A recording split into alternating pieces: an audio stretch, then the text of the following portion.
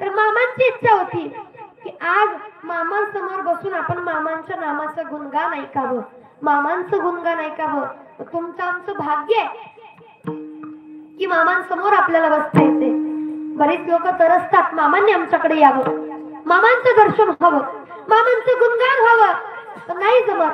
पण कुठल्या तरी जन्माचं पुण्य तर फळाला आलं म्हणता येत. तुमचं आमचं तर आलं, आपल्याला कीर्तन सेवा सेवन करता येते.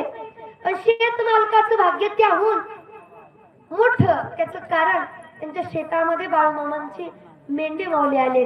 याच्या मोठं काय असू शकतो? कारण की जिथं बाळूमामांचा बग्गा आहे साक्षात बाळूमामा तिथे आहेत. कारण जिथं भक्त असतात, जिथे लेकरं असतात, तिथं तो जगाचा मालक आपले बाळूमामा आल्याशिवाय राहत नाही. आणि बाळूमामा काही साधी विभूती आहेत का? कोण आहेत बाळूमामा आपले? बाळूमामा वैदव वैदव वैदव,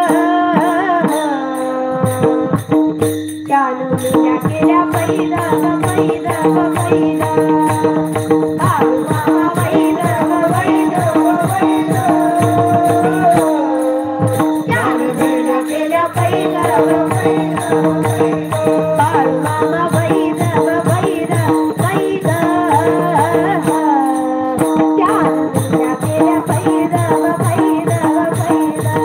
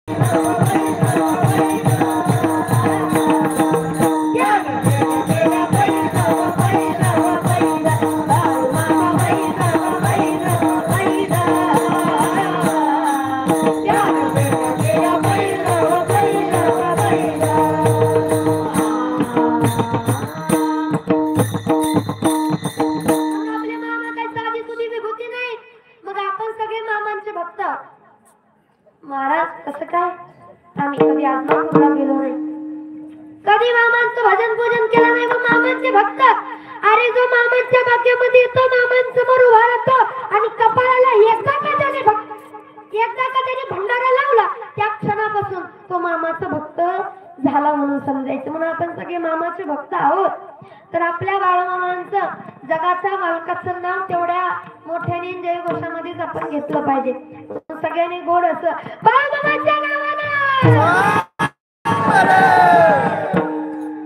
येऊ दे, जोरदार आवाज येऊ दे ना.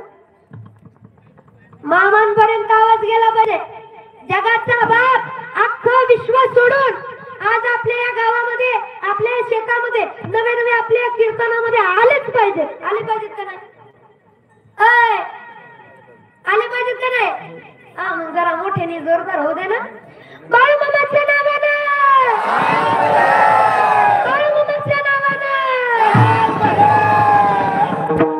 आता समाधान वाटलं गड्या. खरं मामासारखी भूगोती काही साधी नाही. अहो मामा कोण आहे? बाळूमामा तुम्ही तर जगाचे सावकार, सावकार. बाळूमामा तुम्ही तर जगाचे सावकार. आणि म्हणून मामांसारखी विभूती कुणीच नाही महाराज.